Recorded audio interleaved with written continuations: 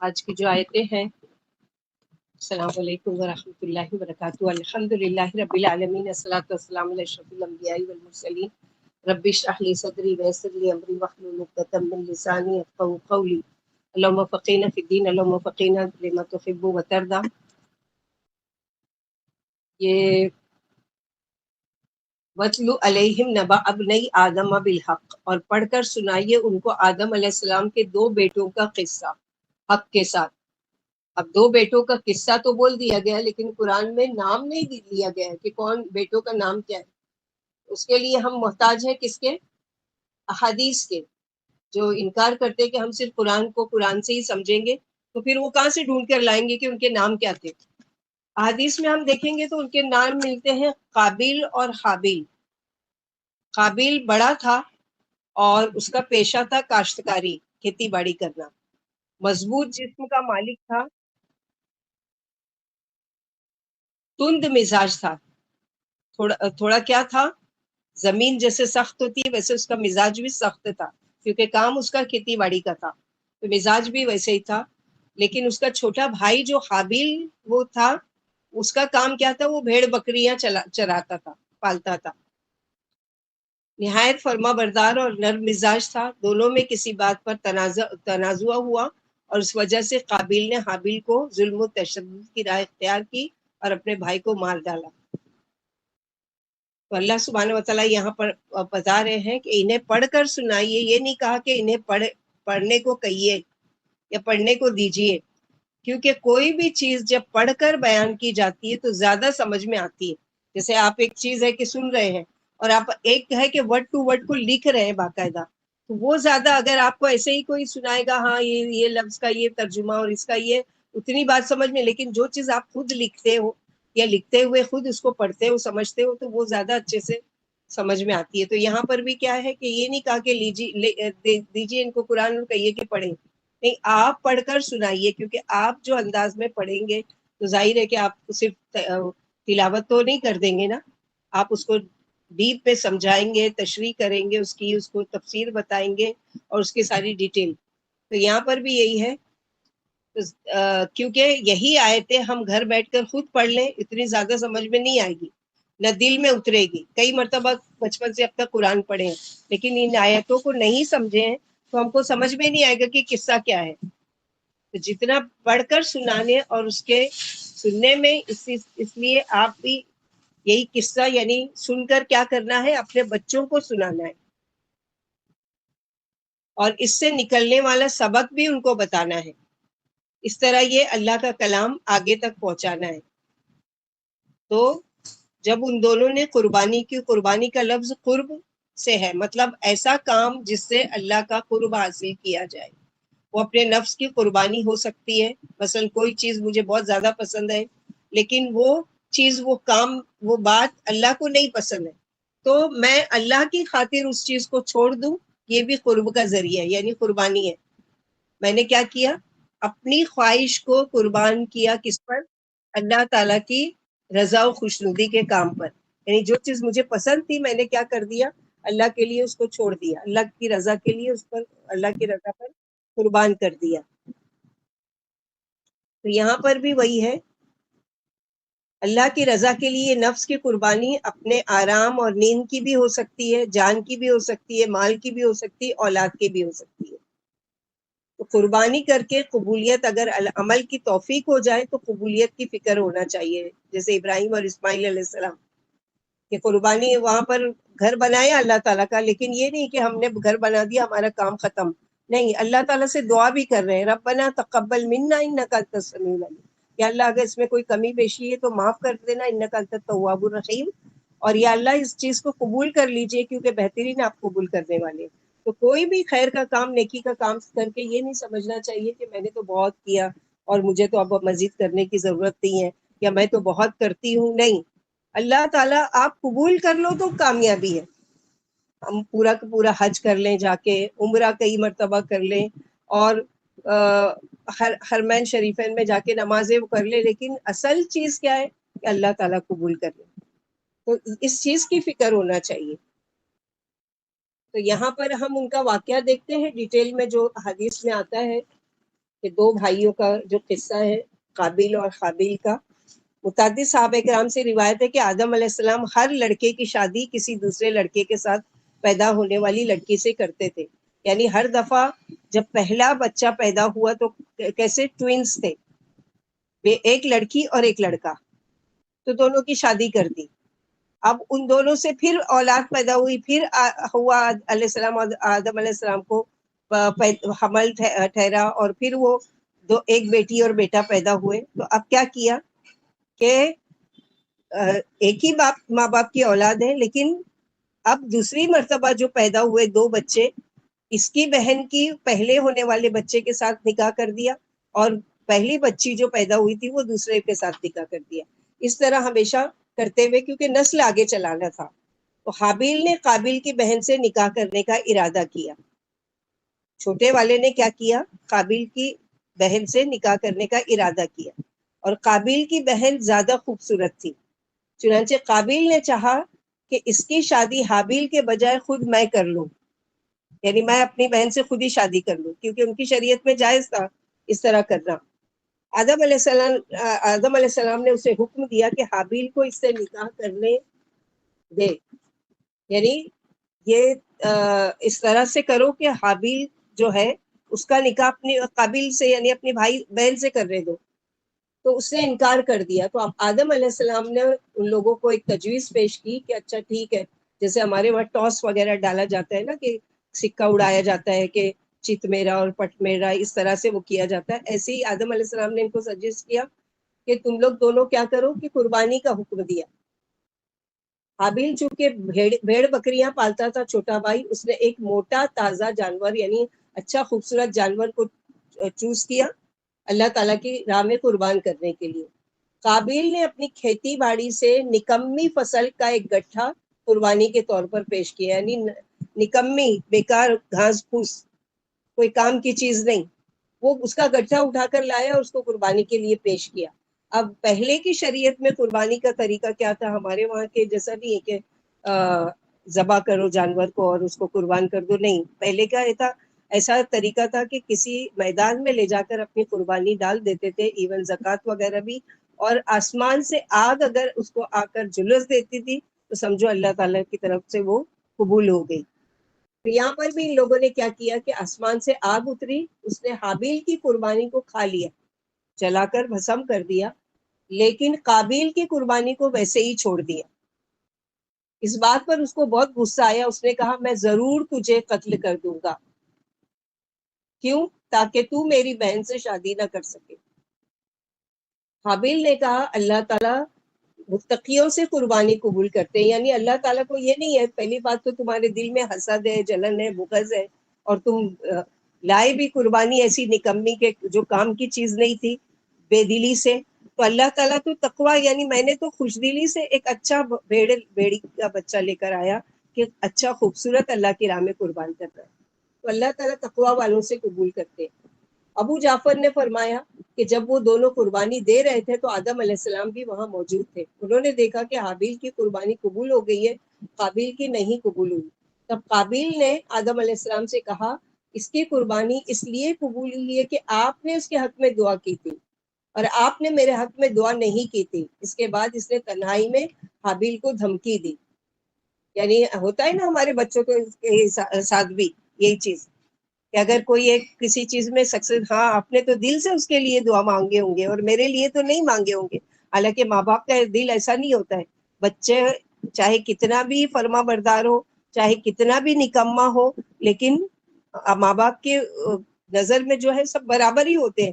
تو یہاں پر یعنی ایک گناہ انسان کرتا ہے حسد کا, جلن کا, کیونکہ زمین پر سب سے پہلا, زمین کا آسمان پر سب سے پہلا گناہ جو ہوا یہی حسد کا ہوا. ان کے ہی ماں باپ کے ساتھ اس نے حسد کیا ابلیس نے اور نکلوایا جنت سے. تو یہ حسد وہاں سے چلا آ رہا ہے. تو یہاں پر بھی حسد کی وجہ سے باپ کو ہی بلیم کر رہے ہیں, ہاں آپ نے میرے حق میں نہیں دعا کی تھی, اس کے حق میں, اس لیے اس کی قربانی قبول ہوئی اور میری نہیں ہوئی. تو یہاں پر بتاتے ہیں کہ اس نے دھمکی دی آخر, جیسے ہوتا ہے نا کہ ہاں دیکھ لوں گا اکیلے میں, تو ویسے ہی اس نے اس کو تنہائی میں ملنے کی دھمکی دی حابیل کو. ایک رات حابیل کو جانور چراتے ہوئے واپس آنے میں دیر ہو گئی. آدم علیہ السلام نے اس کے بھائی قابیل کو بھیجا کہ معلوم کرے اسے کیوں دیر ہو گئی ہے. وہ گیا تو اسے حابیل مل گیا. اس نے کہا تیری قربانی قبول ہو گئی، میری نہیں ہوئی. اس نے کہا اللہ تعالیٰ اہل تقوی سے قربانی قبول کرتے ہیں. اس پر قابیل کو اور غصہ آ گیا. اس کے پاس لوہے کی کوئی چیز تھی، اس نے وہ مار کر حابیل کو قتل کر دیا. بعض علماء نے فرمایا حابیل سو رہا تھا، قابیل نے ایک بڑا پتھر اس کے سر پر مار کر اس کا سر کچل دیا. بعض علماء فرماتے ہیں بلکہ اس نے زور سے اس کا گلا گھونٹا اور درندوں کی طرح اسے دانتوں سے کاٹا جس سے وہ فوت ہو گیا. تو یہ تین چیز ہو سکتی ہے، لوہے کی چیز سے مارا، یا سر پر پتھر مارا، یا پھر اس کو گلا گھونٹ کر مار دیا. اللہ تعالیٰ نے فرمایا کہ جب قابیل نے حابیل کو قتل کی دھمکی دی تو حابیل نے کیا کہا؟ لئن بسطت الیک یدک لتقتلنی ما انا بباسط یدی الیک لیقتلک انی اخاف اللہ رب العالمین. اگر تو قتل کرنے کے لیے مجھ پر ہاتھ چلائے گا، پھیلائے گا، تو میں تجھ کو قتل کرنے کے لیے تجھ پر نہیں ہاتھ پھیلاؤں گا. یعنی میں نہیں کوشش کروں گا کہ بدلہ تجھ سے لوں اور تجھے قتل کر دوں بدلے میں. مجھے تو اللہ رب العالمین سے ڈر لگتا ہے. اس سے اس کے اچھے اخلاق، اللہ کا خوف اور خشیت الہی کا اظہار ہوتا ہے، اور اس سے اس کا تقوی بھی ظاہر ہوتا ہے کہ بھائی نے جو زیادتی کرنے کا ارادہ کیا تھا اس نے بدلے میں ویسی برائی کرنے سے اپنے آپ کو پرہیز کیا، بچایا. اسی لیے رسول اللہ صلی اللہ علیہ وسلم نے فرمایا جب دو مسلمان تلوار لے کر لڑنے کے لیے ایک دوسرے کے سامنے آتے ہیں پھر جنگ کرتے ہیں تو قاتل اور مقتول دونوں جہنمی ہوتے ہیں. صحابہ نے عرض کیا اللہ کے رسول صلی اللہ علیہ وسلم یہ تو قاتل ہے، اس لیے سزا کا مستحق ہے. یعنی کسی نے قتل کرنے کا ارادہ کیا تو سزا ملنا چاہیے اس کو. لیکن مقتول کا معاملہ کیا ہے؟ یعنی جو مارا گیا اس کا گناہ کیا ہے کہ اس مظلوم کو بھی سزا ملے؟ آپ صلی اللہ علیہ وسلم نے فرمایا اس کی بھی شدید خواہش تھی کہ اپنے ساتھی کو قتل کرے. یعنی وہ اس کا ارادہ تھا کہ وہ قتل کرے اس کو، اور وہ نہیں کر پایا اور پہلے انہیں اس پر غالب آ گیا اس لیے. لیکن اگر اس کے ارادہ نہیں ہے، جیسے جنگ وغیرہ ہوتی ہے، اگر اس کا ارادہ نہیں ہے کہ مجھے کوئی مارے گا میں اس کو ماروں گا، تو پھر اس کے لیے نہیں ہے یہ.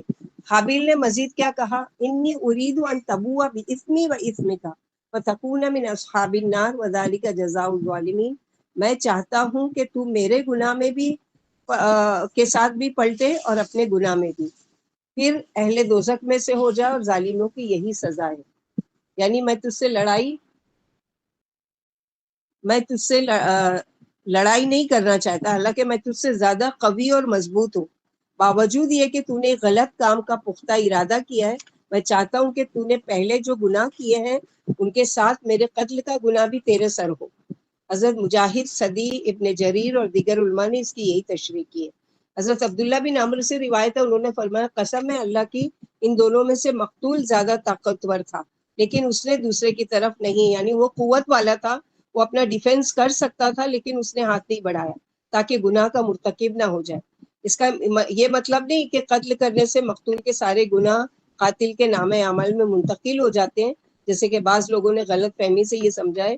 ابن جریر نے فرمایا کہ اس قول یعنی مقتول کے سارے گناہ کے غلط ہونے پر اجماع ہے، لیکن قیامت کے دن بعض افراد کے ساتھ یہ صورتحال پیش آ سکتی ہے کہ قاتل کی ساری نیکیاں دے کر مقتول کا پورا حق ادا نہ ہو، اس لیے مقتول کے اتنے گناہ قاتل کی طرف منتقل ہو جائیں گے جن سے حساب برابر ہو جائے گا، جیسے کہ دوسرے مظالم کے بارے میں صحیح حدیث میں مذکور ہے. اور قتل جو ہے بہت بڑے مظالم میں شامل ہے. حضرت عثمان رضی اللہ عنہ کے خلاف بغاوت کی گئی تو اس فتنے کے ایام میں حضرت سعد بن ابی وقاص نے فرمایا تھا میں گواہی دیتا ہوں کہ رسول اللہ صلی اللہ علیہ وسلم نے فرمایا ہے ایک فتنہ برپا ہوگا، اس کے دوران میں بیٹھنے والا کھڑے ہونے والے سے بہتر ہوگا، کھڑے ہونے والا چلنے والے سے بہتر ہوگا، اور چلنے والا دوڑنے والے سے بہتر ہوگا.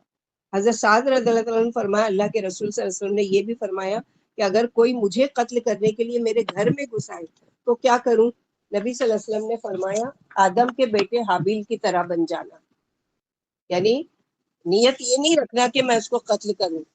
یہی حدیث حضرت حذیفہ بن یمان سے بھی مروی ہے، اس میں یہ الفاظ ہے آدم علیہ السلام کے بہتر بیٹے کی طرح بن جانا. سنن اربعہ میں حدیث حضرت ابو ذر کی روایت سے موجود ہے. حضرت عبداللہ بن مسعود سے مروی ہے کہ رسول اللہ صلی اللہ علیہ وسلم نے فرمایا جو انسان بھی ظلم کے ساتھ قتل ہوتا ہے اس کے قتل کے گناہ کا ایک حصہ آدم علیہ السلام کے پہلے بیٹے کو ملتا ہے، کیونکہ وہ پہلا شخص ہے جس نے قتل کا طریقہ شروع کیا. تو کوئی بھی گناہ کا کام قتل کا ہو یا کسی بھی چیز کا، کوئی بھی گناہ کا کام جس نے سب سے پہلے کیا، اب قیامت تک کے لوگ اس کو جتنے لوگ فالو کریں گے، سارے فالوورز کا ایک گناہ کا حصہ کیا ہے، پہلے اس چیز کی ایجاد کرنے والے کو ملے گا۔ تو اس چیز کے بارے میں بہت احتیاط کرنا چاہیے۔ قابیل کو سزا کیا ملی؟ حضرت مجاہد فرماتے ہیں جس دن قابیل نے اپنے بھائی کو قتل کیا اسی دن اسے سزا مل گئی، چنانچہ اس کی پنڈلی اس کی ران سے چپک گئی۔ اس کو یہ سزا بھی دی گئی کہ سورج جس طرف ہوتا قابیل کا چہرہ اسی طرف رہتا۔ اسی طرح اسے دوسروں کے لیے عبرت بنا دیا گیا، اسے جلدی سزا مل گئی کیونکہ اس نے گناہ کا ارتکاب کیا تھا، سرکشی کی تھی اور اپنے سگے بھائی سے حسد کیا تھا۔ ایک حدیث میں آیا ہے کہ رسول اللہ صلی اللہ علیہ وسلم نے فرمایا ظلم اور قطع رحمی سے بڑھ کر کوئی گناہ نہیں، گناہ اس لائق نہیں کہ اللہ تعالیٰ اس کی سزا دنیا میں بھی دے اور آخرت کا عذاب بھی اس کے مرتکب کے لیے محفوظ رکھے۔ اہل کتاب کے پاس جو کتاب ہے اور جسے وہ تورات قرار دیتے ہیں،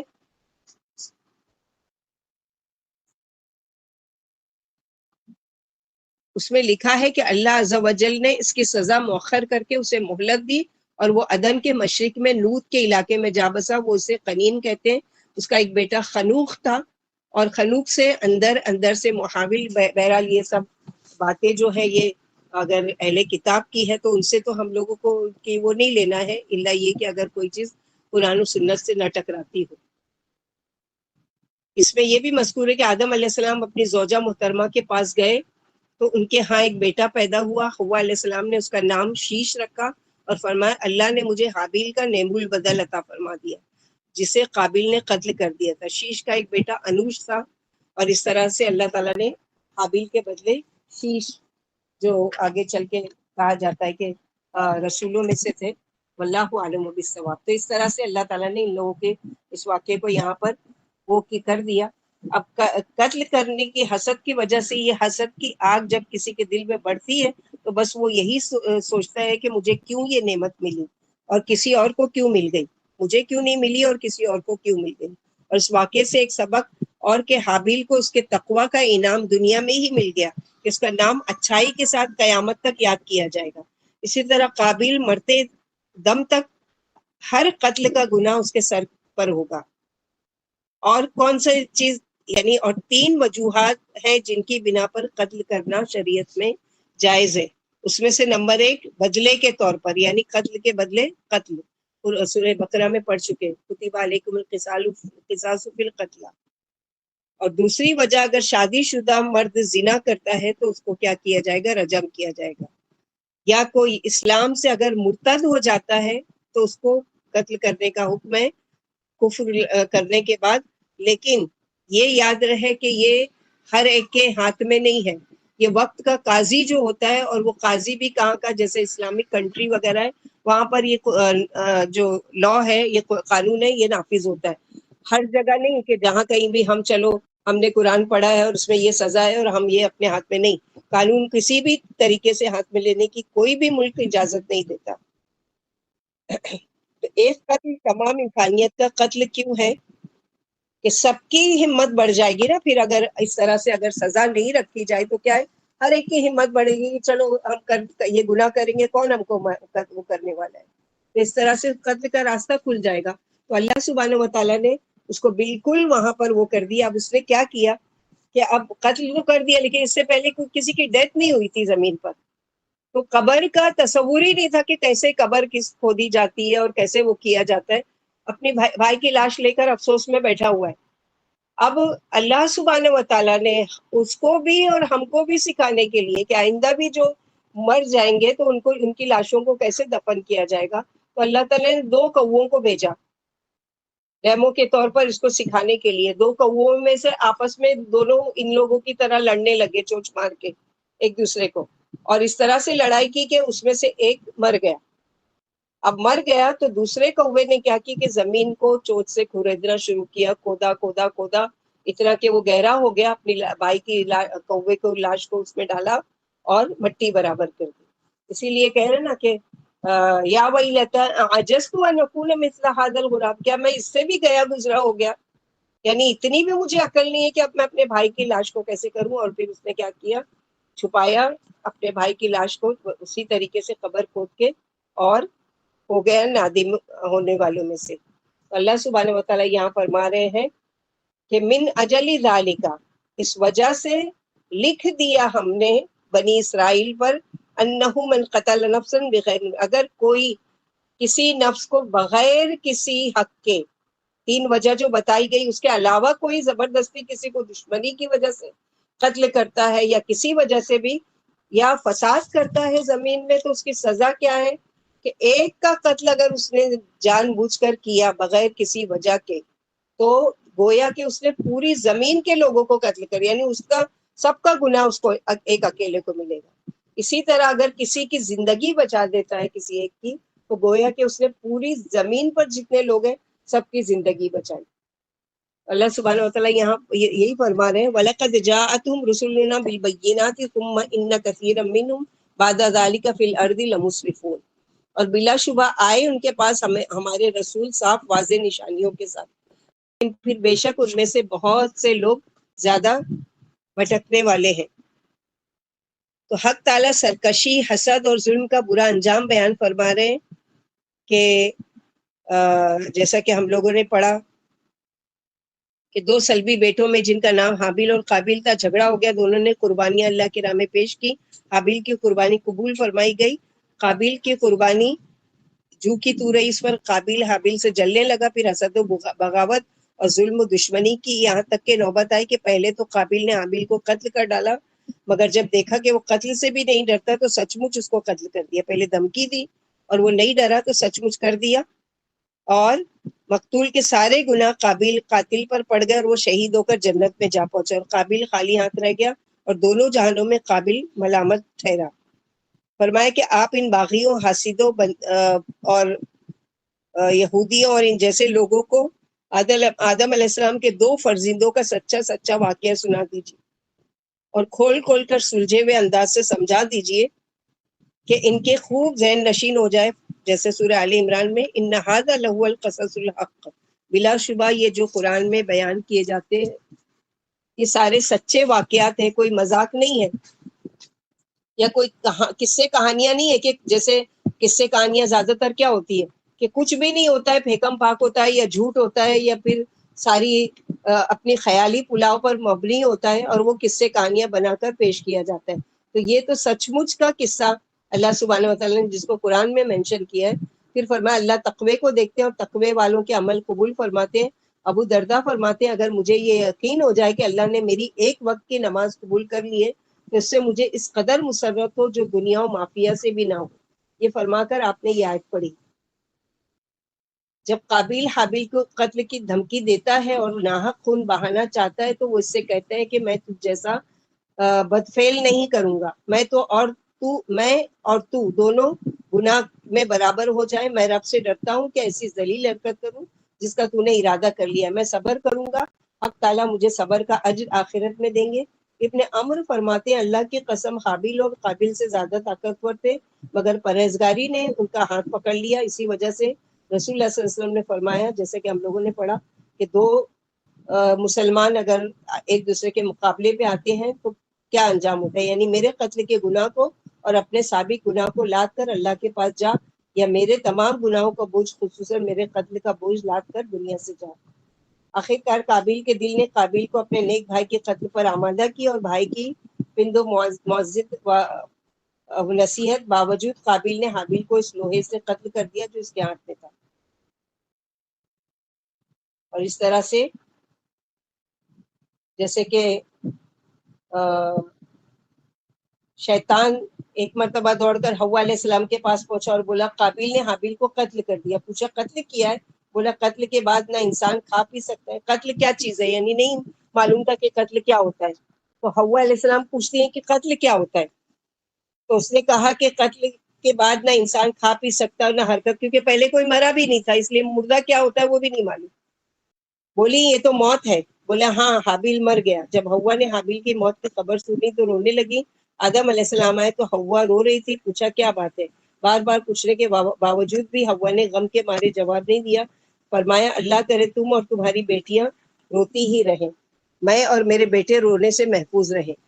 واللہ علم یہ اس طرح کی باتیں ہیں، اور اس پر یعنی یقینی ایمان لانا ہے یا نہیں، کیونکہ ہو سکتا ہے کہ جو اہل کتاب کی روایت میں سے ہو۔ پھر فرمایا وہ خسارہ پانے والوں میں سے ہو گئے، یعنی دنیا اور آخرت دونوں جہانوں میں اس کے لیے خسارہ ہی خسارہ ہے۔ نبی صلی اللہ علیہ وسلم نے فرمایا جو شخص ناحق مارا جاتا ہے اس کے خون میں آدم علیہ السلام کے بیٹے کا بھی ایک حصہ ضرور ہوتا ہے، کیونکہ سب سے پہلے یہ طریقہ اسی نے ایجاد کیا تھا، بھلا اس سے بڑھ کر اور کیا خسارہ ہو سکتا ہے۔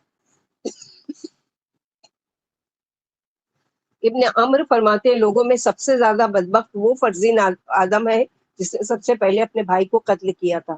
قیامت تک جو ناحق خون ہوگا اس میں اسے بھی ضرور برائی کا حصہ ملے گا، کیونکہ اسی شخص نے پہلا قتل کیا۔ صحابہ کرام فرماتے جب حابیل ختم ہو گئے تو کھلے آسمان کے نیچے ان کی لاش ڈال دی گئی، دفن کی خبر ہی نہیں تھی۔ آخرکار اللہ نے 2 کوے بھیجے، ایک نے دوسرے کو قتل کر دیا، پھر چوٹ سے کڑا کھود کر مقتول کو اس میں ڈال کر اوپر سے مٹی ڈال دی۔ قابیل نے جب اپنی آنکھوں سے یہ ماجرا دیکھا تو شرمندہ ہو کر کہنے لگا ہائے بدبختی، میں اس کوے سے بھی گیا گزرا ہو گیا کہ اپنے بھائی کی لاش دفن نہیں کر سکا۔ قتل کے بعد ندامت، پھر فرمایا قتل کر کے نادم ہوا، کہ جیسے کسی شاعر نے اس کے بارے میں شعر کہا ہے کہ کی میرے قتل کے بعد اس نے جفا سے توبہ، ہائے اس زود پشیماں کا پشیماں ہونا، یعنی قتل کرنے کے بعد اب ندامت کر رہا تو اب کیا فائدہ افسوس کرنے کا، اب تو افسوس پر افسوس کرنے کی ضرورت ہے۔ دین و دنیا کے نقصان کے ساتھ ساتھ پشیمانی، عذاب پر عذاب، اس پر اتفاق ہے یہ دونوں آدم علیہ السلام کے سلبی فرزند تھے، جیسا کہ ظاہر قرآن سے معلوم ہوتا ہے، جیسا کہ مسند احمد کی ابن مسعود والی مرفوع حدیث سے ثابت ہے کہ قیامت تک جس قدر قتل ہوں گے سب میں قابل کو حصہ ملے گا، کیونکہ اسی نے قتل کا طریقہ ایجاد کیا۔ حق تعالیٰ نے تمہارے لیے آدم علیہ السلام کے 2 فرزندوں کی مثال بیان فرمائی، لہٰذا ان دونوں میں سے نیک فرزند کی پیروی کرے، یعنی جو نیکوکار تھا اس کی پیروی کرو، جو گناہگار تھا یا قاتل تھا اس کی پیروی نہیں کرو۔ پھر آگے اللہ تعالیٰ فرماتے ہیں کہ من اجل ذالک کتبنا علی بنی اسرائیل انہ من قتل نفسا بغیر نفس، چونکہ قابیل نے اپنے بھائی حابیل کو ظلم ذاتی سے قتل کر ڈالا تھا، اسی لیے حق تعالیٰ نے فرمایا کہ اسی وجہ سے ہم نے اسرائیلیوں کی شریعت میں یہ قاعدہ مقرر کر دیا کہ جس نے کسی کو بلا قصاص و فساد کے ناحق قتل کیا گویا اس نے تمام انسانوں کو قتل کیا، کیونکہ اس کی نگاہ میں ہر شخص مقتول ہی کی طرح ہے، کیونکہ اس کی نگاہ میں انسانیت کا احترام ہی نہیں ہے، اس لیے وہ ہر انسان کو اسی نگاہ سے دیکھے گا جس نے انسانیت کا احترام کیا اور قتل کو حرام سمجھا، تو اس اعتبار سے تمام انسان اس کے ہاتھ میں محفوظ رہیں گے۔ ابو ہریرہ رضی اللہ عنہ فرماتے ہیں میں عثمان رضی اللہ عنہ کے پاس ان کے محاصرے کے وقت آیا اور آپ سے آپ کی مدد کی درخواست کی۔ فرمایا ابو ہریرہ کیا تمہیں یہ گوارا ہے کہ تم تمام لوگوں کو مجھ سمیت قتل کر ڈالو؟ میں نے کہا نہیں۔ فرمایا اگر ان میں سے تم نے کسی ایک شخص کو بھی قتل کر دیا گویا تم نے سبھی کو قتل کر ڈالا، لہٰذا واپس جاؤ، میری یہی مرضی ہے، اللہ تم کو اجر دے اور گناہوں سے بچائے۔ چنانچہ میں چپ چاپ واپس آ گیا۔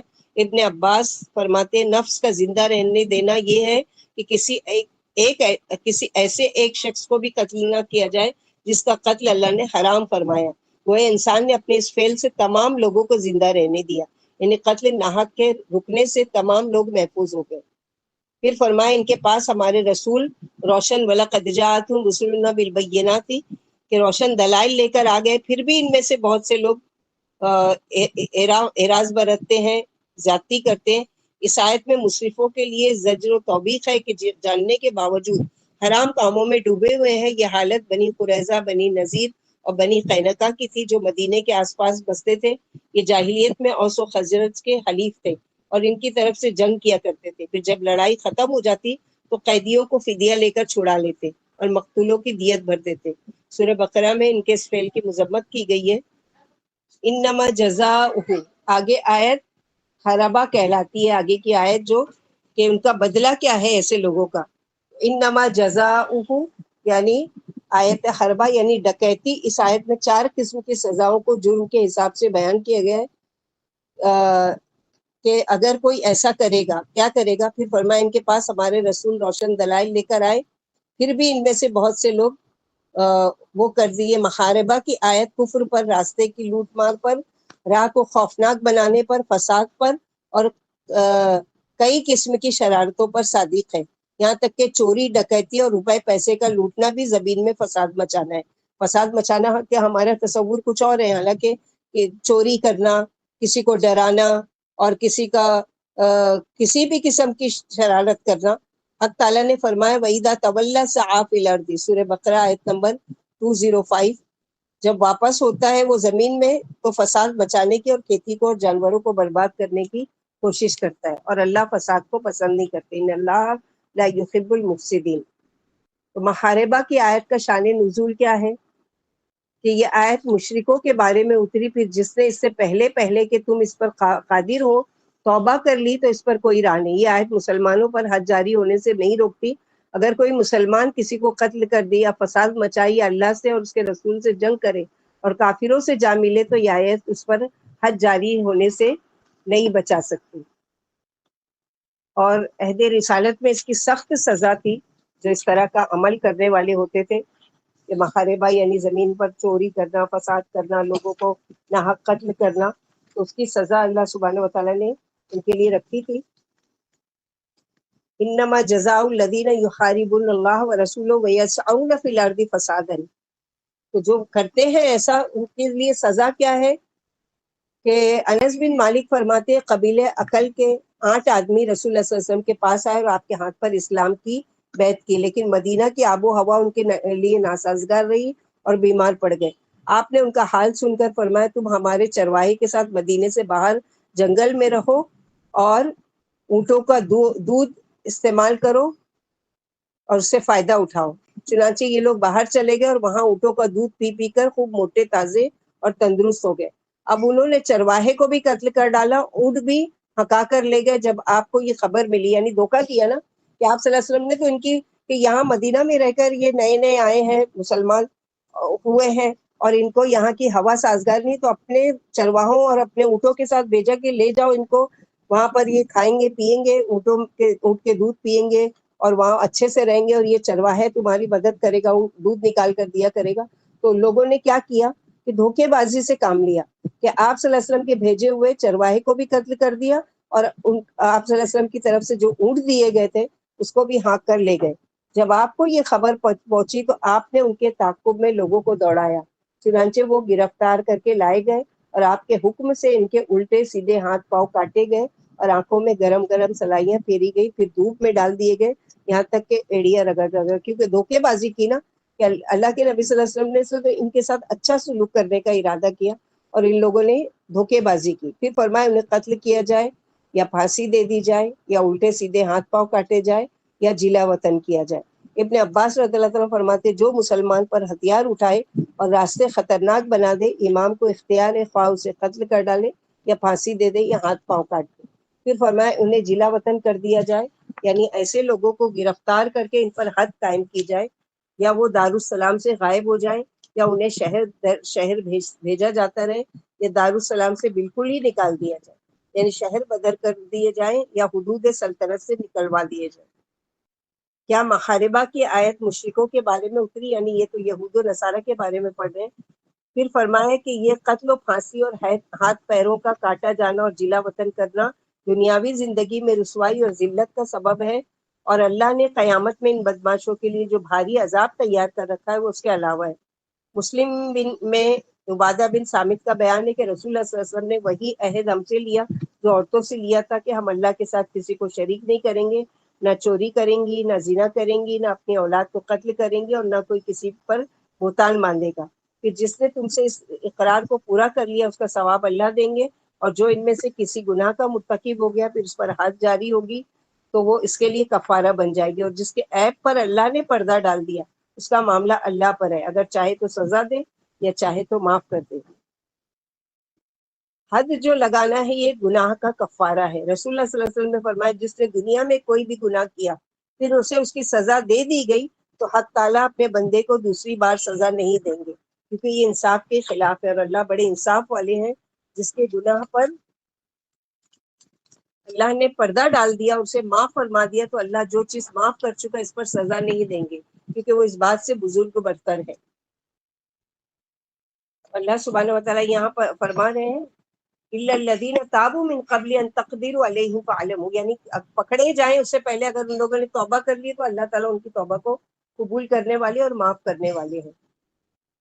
یا ایھا الذین آمنوا اتقوا اللہ وابتغوا الیہ الوسیلۃ وجاہدوا فی سبیلہ لعلکم تفلحون. اے لوگوں جو ایمان لائے ہو، ڈرو اللہ سے اور ڈھونڈو اس کی طرف جانے کا وسیلہ، اس کی راہ میں جہاد کرو تاکہ تم فلاح پاؤ. یہاں پر لفظ وسیلہ جو ہمارے وہاں بہت کامن ہے، وضاحت طلب ہے.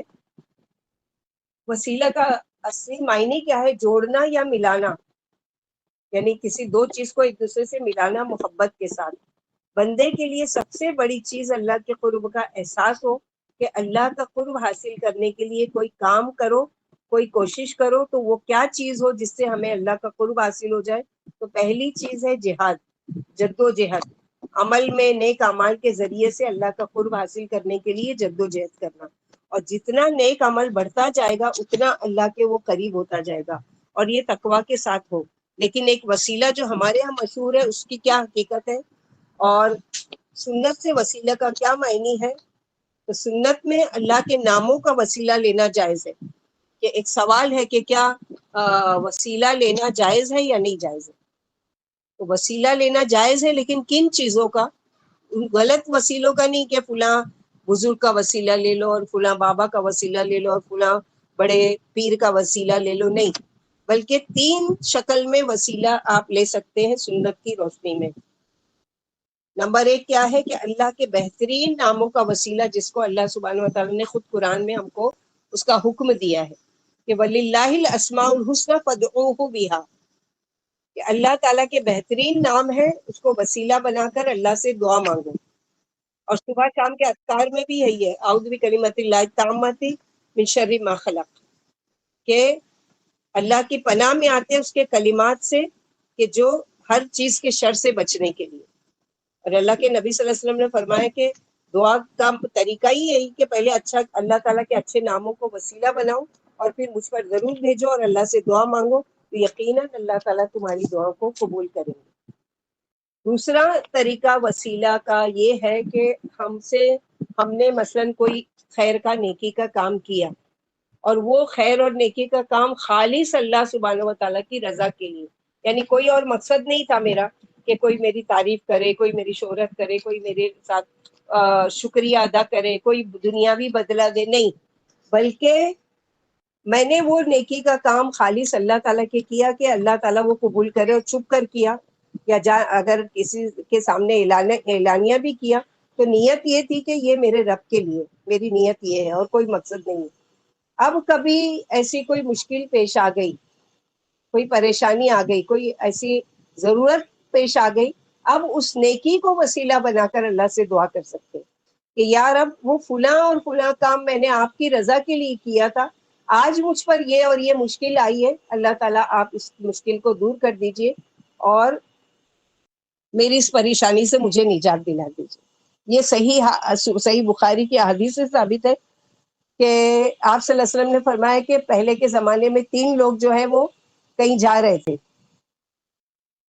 اور اچانک اتنی زور گرجدار بارش شروع ہو گئی، طوفانی بارش، کہ ان لوگوں نے اپنی جان بچانے کے لیے کیا ہے، غار میں پناہ لی اور غار کے اندر جا کر چھپ گئے.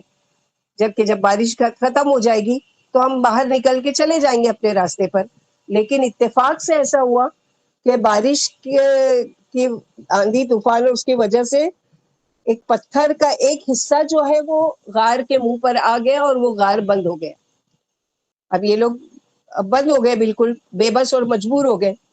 اب آپس میں دعا کرتے ہیں کہ یعنی مشورہ کرتے ہیں کہ یہاں سے نکلیں گے کیسے، ایسے تو ہم مر جائیں گے، گمنام ہو جائیں گے، ہمارا تو کسی کو پتہ بھی نہیں چلے گا. تو تینوں نے کیا کہا کہ ہم اللہ تعالیٰ سے اپنی نیکیوں کو وسیلہ بناتے ہیں، اللہ سے دعا کرتے ہیں. تو ایک نے کہا کہ یا رب میں چرواہا تھا، بکریاں چرایا کرتا تھا، اور رات کو بکریوں کو لے کر ان کا دودھ دو کر اپنے گھر پہنچتا تھا اور اپنے ماں باپ کو پہلے پلاتا تھا، پھر میں خود پیتا تھا، میرے بیوی بچے پیتے تھے. ایک رات یا رب میں گھر پہنچا تو دیکھا کہ میرے ماں باپ میرا انتظار کرتے کرتے سو گئے، اور میں دودھ دو کر ساری رات کھڑا رہا ان کے سرہانے کے کب ان کی آنکھ کھلے گی کہ میں ان کو پلاؤں گا. اور میرے بچے بھوک سے بلک بلک کر سو گئے انتظار میں، بھوکے ہی، لیکن میں نے ان کو نہیں دیا کہ میں اپنے ماں باپ کو پہلے کھلا دوں گا، ان کا پیٹ بھر جائے گا، پھر اس کے بعد. اور یہی ہوا. اور صبح تک وہ لوگ، صبح جب اٹھے، جب میں نے ان کو دیا، اللہ تعالیٰ اگر آپ نے میری یہ نیکی قبول کی ہے تو اس کو وسیلہ بنا کر آپ سے دعا کرتا ہوں کہ آج میں اس مشکل میں پھنس گیا ہوں، اس سے باہر نکلنے کا راستہ بتائیے. تو اللہ تعالیٰ کے اذن سے اس پتھر کا جو، غار کا پتھر کا جو وہ تھا، وہ تھوڑا سا ہٹا، اور تھوڑی سی روشنی، تھوڑی سی ہوا اندر آئی، لیکن اتنا نہیں کہ کوئی ایک انسان بھی باہر نکل سکے. دوسرے نے کہا کہ یا رب، میری ایک 6 سال بہن تھی، بہت خوبصورت تھی اور بہت وہ تھی، اور میں اس کے اوپر ہمیشہ یہ سوچتا تھا کہ یعنی اس کے ساتھ کوئی غلط فعل کروں، لیکن میں ایک موقع نہیں پاتا تھا. ایک مرتبہ مجھے موقع مل گیا اور میں اس پر غالب آ گیا. اور جب میں نے اس سے گناہ کا ارادہ کرنا چاہا، اس کے قریب گیا، تو اس نے کہا کہ اللہ سے ڈر. اور اس کی وجہ سے، اللہ کا ڈر کا جو نام لیا، اس کی وجہ سے میں ایسا خوفزدہ ہو گیا کہ میں اس فعل سے پیچھے ہٹ گیا، یعنی نہیں کیا. آپ کا ڈر آ گیا مجھے. تو اللہ تعالیٰ، میں اس نیکی کو وسیلہ بنا کر آپ سے دعا کرتا ہوں کہ یار اب ہم لوگوں کو اس مصیبت سے نجات دلا دیجیے. پھر اللہ کے اذن سے تھوڑا سا پتھر ہٹا اور روشنی نظر آئی، اور وہ لیکن اتنا نہیں کہ تینوں باہر نکل سکے. اب تیسرے کی باری تھی. تیسرے نے اپنی نیکی کو وسیلہ بنایا. یا رب، میں زمیندار تھا اور لوگوں سے مزدوری کروایا کرتا تھا. لوگ میرے پاس آتے تھے اور مزدوری کرتے تھے، اور اپنا مزدوری کا پیسہ لیتے تھے، اجرت کا، اور چلے جایا کرتے تھے. ایک شخص تھا، اس نے محنت کی، میرے پاس مزدوری کی، وہ کی، لیکن وہ پیسہ لے کر نہیں جا سکا، اور کئی دنوں تک آیا ہی نہیں، کئی سالوں تک. تو میں نے کیا کیا کہ اس کی مزدوری کا جو پیسہ تھا، اس سے ایک بکری خریدی، اور وہ بکری نے بچہ دیا. بچے سے اس کے اور بچے پیدا ہوئے. اس طرح پورا ریوڑ بھر گیا. اور وہ سال کے بعد، کئی سالوں کے بعد آیا، اور اس نے کہا کہ بھائی، میں کسی ضرورت کی وجہ سے چلا گیا تھا، اور جلدی میں مزدوری کا اپنا پیسہ نہیں لے سکا تھا. اب میں آیا ہوں، میری مزدوری کا جو میری محنت کا پیسہ ہوتا ہے وہ مجھے دے دیجیے. تو اس شخص نے کہا کہ سامنے جتنے بھی ریوڑ نظر آ رہے ہیں نا، جتنے بھی بکریاں اور یہ سارے بچے اس کے، یہ سب تمہارا، لے جاؤ. تو وہ کہنے لگا کہ بھائی، میں غریب آدمی ہوں، میرے ساتھ مذاق مت کرو، اور میرا جو مزدوری بنتی ہے واقعی وہ مجھے دے دو. تو اس نے کہا کہ بھائی، یہ میں سچ کہہ رہا ہوں، یہ تمہاری ہی مزدوری ہے، تمہاری ہی مزدوری کے پیسے سے میں نے ایک بکری خریدی، اور آج جو تم دیکھ رہے ہو یہ سارا دیکھ. تو وہ خوشی خوشی سارا ریوڑ ہانکتے ہوئے لے گیا. میں نے ایمانداری سے اللہ تعالیٰ آپ کے لیے وہ کام کیا. اگر آپ کو پسند آیا تو آپ اس کو وسیلہ بنا کر آپ سے دعا کرتا ہوں کہ آپ ہم لوگوں کو اس سے نجات دیں. تو پتھر پورا ہٹ گیا اور وہ تینوں گھر سے باہر آ گئے. یہ کوئی ایسا من گھڑت قصہ نہیں ہے، صحیح بخاری کی احادیث میں اس کا حوالہ ملتا ہے. تو ہمارے لیے بھی یہ آپشن ہے کہ اگر کوئی ایسی مشکل پریشانی آ جاتی ہے تو پہلی چیز تو یہ کہ اللہ کے سارے ناموں کو، اگر عربی میں ہم کو نہیں یاد ہے، حالانکہ اتنی خوبصورت دعا موجود ہے، اللہم انی اسألک لک سمیت نفسک وانزلت فی کتابی او علمت احدا من خلقک اب استاثرت بھی عندک. اے اللہ، ہم آپ کے اس نامے کو وسیلہ بناتے ہیں جو آپ نے اپنے لیے رکھا ہے، یا جو کسی کتاب میں آپ نے لکھ رکھا ہے، یا کسی کو بتایا ہے، یا کسی کو نہیں بتایا، اپنے آپ اپنے پاس چھپا کر رکھا ہے. اللہ تعالیٰ اس سارے ناموں کو وسیلہ بنا کر آپ سے دعا کرتے. لیکن ہم کو نہیں یاد ہے اگر عربی کی دعا، تو کیا کریں گے؟ تو اتنا تو کہہ سکتے ہیں، اللہ تعالیٰ مجھے نہیں معلوم کہ آپ کے کتنے نام ہیں، آپ کے سارے اچھے ناموں کو وسیلہ بنا کر اللہ آپ سے دعا کرتی ہوں کہ میری یہ پریشانی، یہ میری بیماری، یہ میری مشکل، میری یہ تکلیف، میرا یہ کام ہے، یہ اللہ پورا ہو جائے، اور یہ میری مشکل دور ہو جائے مجھ سے. تیسرا وسیلہ کہ کوئی نیکوکار انسان یا خود اپنے ماں باپ، کیونکہ جو دل سے ماں باپ دعا دیں گے کوئی اور نہیں دے گا اپنی اولاد کو، چاہے کہ اپنے اولاد کی طرف سے کتنا بھی دل دکھا ہوا. تو ماں باپ سے جا کر کہیں کہ ہمارے حق میں دعا کیجیے، کہ ہماری یہ اور یہ پریشانی ہے، آپ ہمارے حق میں دعا کیجیے، تو اللہ تعالیٰ اس کے ذریعے سے آپ راضی ہو جائے، خوش ہو جائے، اور آپ کی دعا اللہ تعالیٰ ہمارے حق میں قبول کرے اور ہماری پریشانی. یہ 3 چیز وسیلے کی بتائی گئی ہے ہمارے شریعت میں. اس کے علاوہ کوئی اور وسیلہ جائز نہیں ہے. جیسا کہ ہمارے وہاں اتنا برا تصور بنا لیا گیا ہے وسیلے کا کہ نعوذ باللہ اللہ سبحانہ و تعالیٰ کو کمپیئر کرتے ہیں کسی پرنسپل سے، کسی چھت سے، کہ جیسے چھت پر تم کو چڑھنے کے لیے سیڑھی کی ضرورت ہے، ایسے ہی اللہ تعالیٰ پہنچنے کے لیے کسی نہ کسی بیچ میں گلی، اور اسی طرح تم اگر پرنسپل تک پہنچنا چاہتے ہو تو پہلے تم چپراسی کو مناتے ہو، پھر وہ جا کے اپنے سے بڑے کلرک کو مناتا ہے، پھر وہ کلرک جا کر اپنے اس پرنسپل کے پرسنل سیکریٹری کو مناتا ہے، پھر وہ سیکریٹری جاتا ہے اور وہ سفارش کرتا ہے پرنسپل کے پاس، پھر وہ تم سے ملنے کا۔ نعوذ باللہ صبح نعوذ باللہ، اللہ تعالیٰ کو اتنا زیادہ کمتر سمجھا ہوا ہے، نعوذ باللہ۔ اللہ تعالیٰ کو عظیم ہے، ان ساری مثالوں سے پاک ہے۔ اللہ تعالیٰ نے تو طریقہ بتا دیا ہے کہ لینا چاہتے ہو مجھ سے وسیلہ تو اس طریقے سے وسیلہ لو۔ تو یہ 3 چیزیں ہیں جو شریعت میں جائز ہے، جیسے کہ خود عمر رضی اللہ عنہ کے زمانے میں انہوں نے کیا کیا، یہ نہیں کیا، یعنی آپ صلی اللہ علیہ وسلم فوت ہو چکے تھے، آپ کی قبر مدینے میں موجود تھی۔ ابو بکر صدیق رضی اللہ عنہ کا زمانہ آیا، وہ بھی فوت ہو گئے، ان کی قبر بھی مدینے میں موجود تھی۔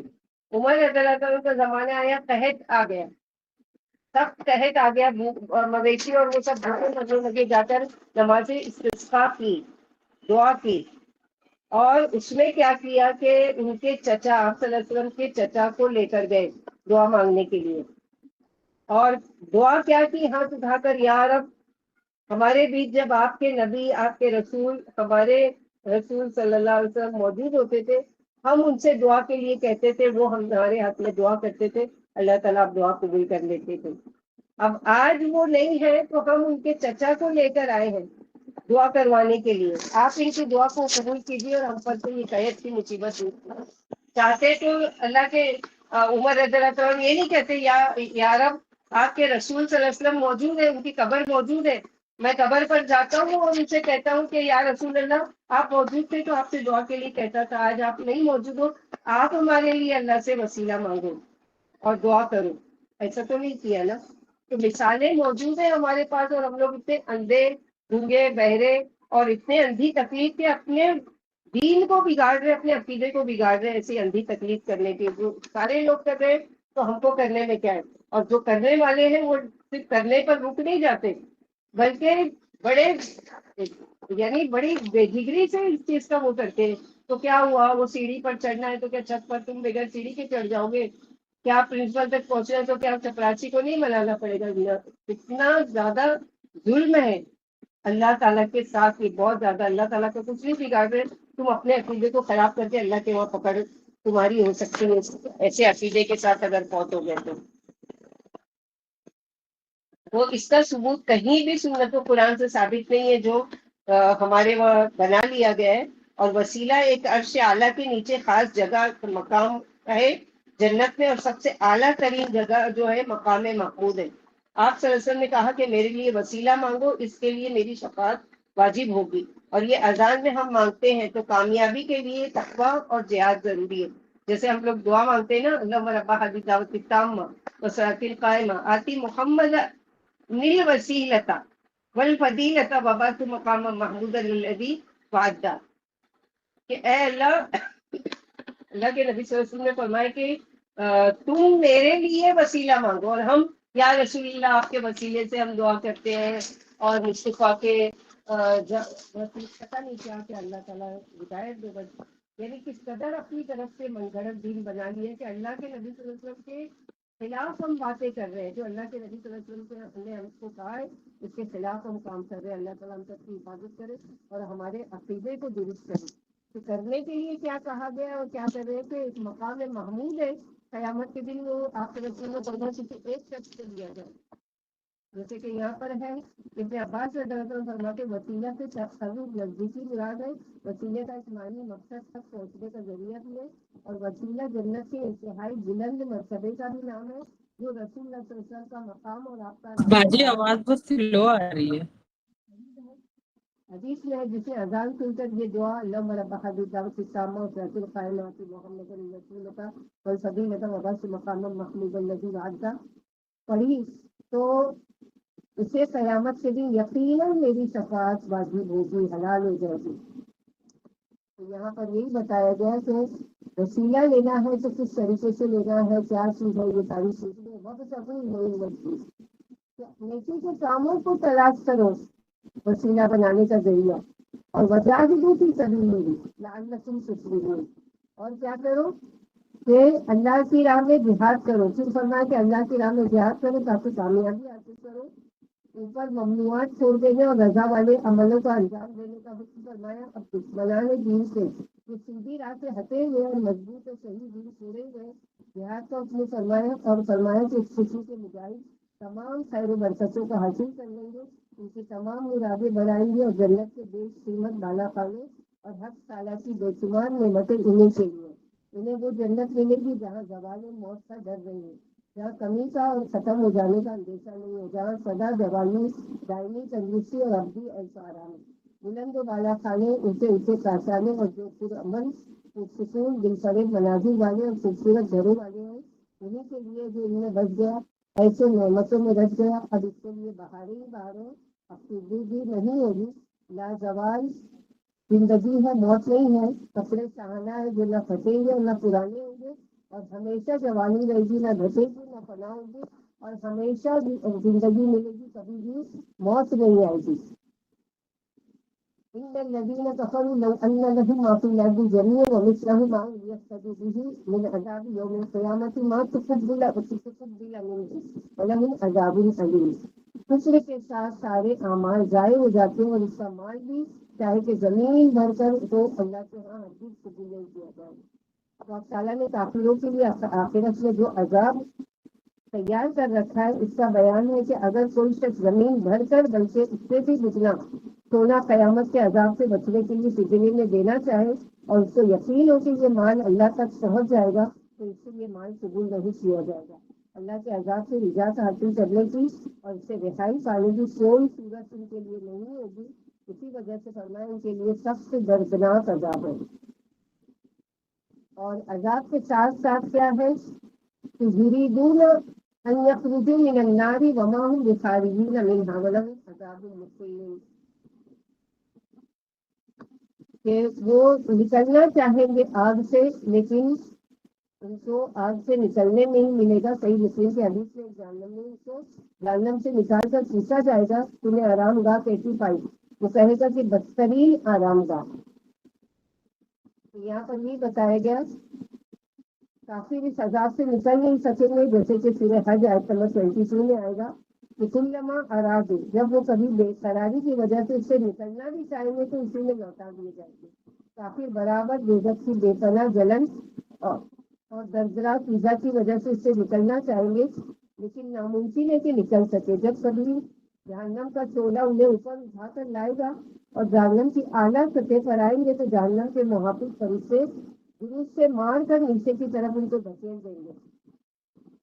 تو یہ ان کے لیے دنیا میں بھی سزا ہے رسوائی اور اس کی، اور آخرت میں بھی ان کے لیے زبردست پکڑ ہے۔ اللہ سبحانہ و تعالیٰ کیا اللہ تعالیٰ ہم کو ایسی سزاؤں سے اور ایسی سزا پانے والے اعمال سے محفوظ رکھے۔ جہنم کا عذاب جو ہے ناقابل انقطاع، یعنی کبھی ختم نہ ہونے والا ہے، ہمیشہ ہے، چھوٹا ہوا ہے، اور جسے علیحدہ ہونے والا نہیں، نہ دوزخ سے نکل سکتے اور نہ کہیں منتقل ہو سکتے۔ ایک مرفوع حدیث میں سے ایک دوزخی کو بلا کر پوچھا جائے گا، اے آدم کے بیٹے تیری آرام گاہ کیسی ہے؟ کہے گا انتہائی بری ہے۔ پوچھا جائے گا کیا زمین بھر کر سونا فدیہ میں دینا چاہتا ہے؟ جواب دے گا کہ ہاں۔ اے میرے رب میں حاضر ہوں۔ جواب ملے گا کہ جیتا ہے، میں نے تو بہت ہی معمولی کام بتایا تھا تجھے دنیا میں، اسے بھی انجام نہ دے سکا، چنانچہ اللہ کے حکم سے آگ میں پھینک دیا گیا۔ تو وہ معمولی کام کیا ہے کہ اللہ کے ساتھ صرف نہیں کرنا، اور یہ بڑا کام بھی ہے کہ بڑے اس میں حوصلے ہیں کہ اس چیز سے آدمی اپنے آپ کو بچائے۔